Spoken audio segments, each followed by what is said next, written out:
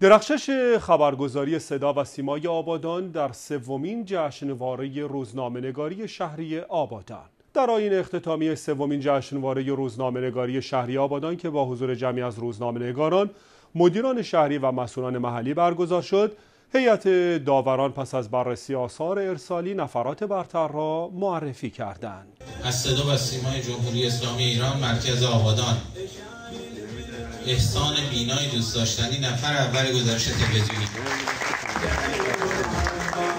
در این مراسم همچنین از شاهرخ خواجه، مسعود گادار، عدنان جواهری، محمود نواصر، عارف دورقی، محسن سیفقلی، محمود کریمی، مهران رنجکش، نجمه ایرانیان، محمد حسن حیاوی، محمد بن رشید، احمد بن رشید، سعید بریزی، عباس آمریان، اسماعیل آریا، عباس متهجی، جواد نوروزی، ایمان برغشی، راحیل چراغی، مرضیه بهبهانی و قاسم آل کثیر در بخش‌های مختلف تجدید شد.